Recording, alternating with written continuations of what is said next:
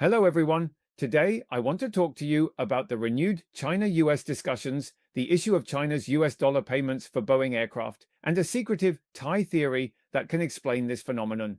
Additionally, the Wall Street Journal has reported that Trump has gained a small advantage with TikTok, while Xi Jinping has made a major strategic move.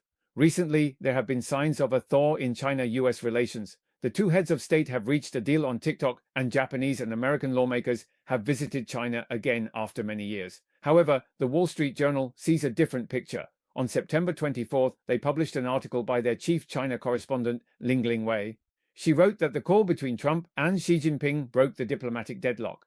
Trump secured a framework agreement involving TikTok, while Xi Jinping got something he values even more, a full year of time and firm control over the situation.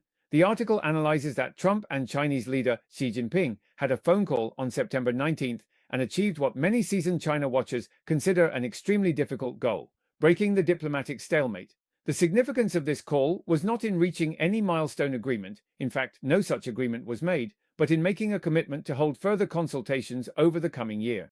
The agreement laid the groundwork for future negotiations. Of course, what was unexpected was that it wasn't trade issues, the Taiwan question, or military posturing that broke the deadlock. Among a series of thorny and contentious issues, it was actually the fate of the social media platform TikTok that opened the door for future talks.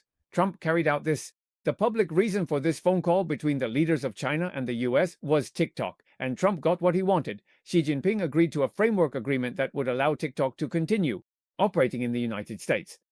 In his social media posts, Trump also mentioned a series of upcoming bilateral meetings between the Chinese and US leaders. First, the two leaders will meet during the upcoming APEC leaders meeting in South Korea. Then Trump will visit China early next year, followed by Xi Jinping traveling to the US to attend the scheduled G20 Leaders Summit to be held in December next year. According to Vega Daily, China, by making concessions on an issue that is not a top priority for its leadership through this wedding invitation, has secured not just one, but 3 bilateral meetings between the two leaders. This ensures that both sides will remain in contact for over a year. Among these, the most notable is Trump's visit to China. This will be the first visit by a US president to China in 8 years, since Trump's visit during his term in 2017. Senior American diplomat Daniel Russel said that China's actions are almost purely personal, using tools like a whip or an earpiece to control the situation with the United States.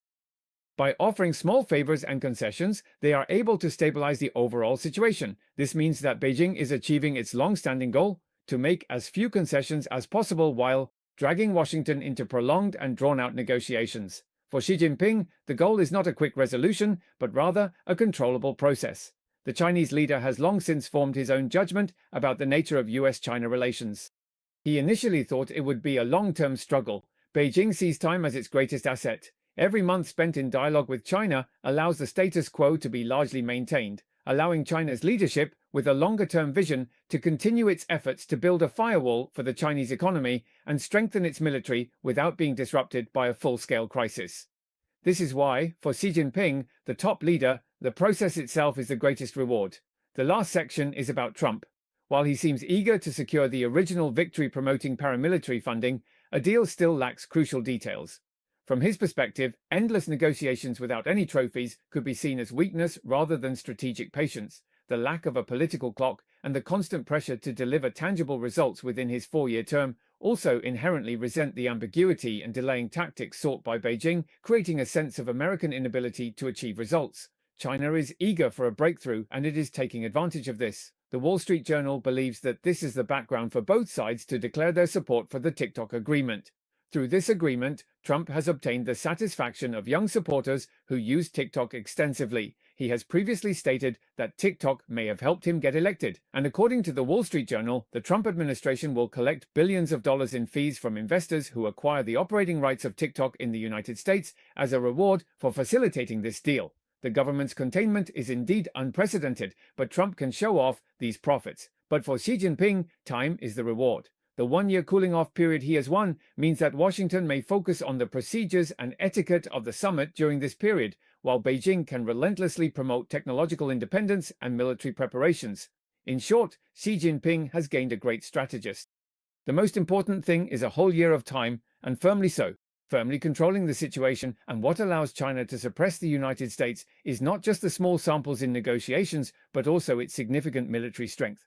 The Vega Daily, in another article on September 19th, stated that recently, China's stance toward Americans has become tougher. According to the Vega Daily, for many years, China has kept a low profile about its rapidly growing military power. But in the past few weeks, Beijing has carried out a series of military displays and issued tough statements, sending a clear warning to the United States.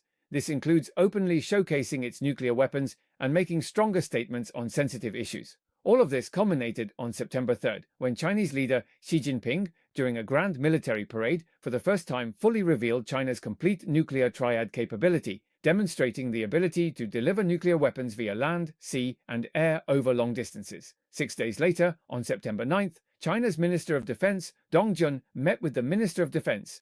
Kegases had a phone call with Dong Jun, during which Dong Jun warned Kegases that trying to suppress or deter China is absolutely not going to work.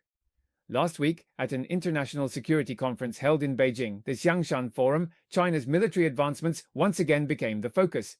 China invited representatives from more than 100 countries to attend the conference.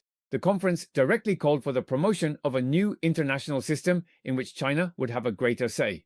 During his speech at the Xiangshan Forum in Beijing, Dong Jun stated that China will never allow any attempt at Taiwan independence or separatist activities to succeed. China is always ready to counter any external military intervention. Part of China's growing confidence comes from its rapid military buildup.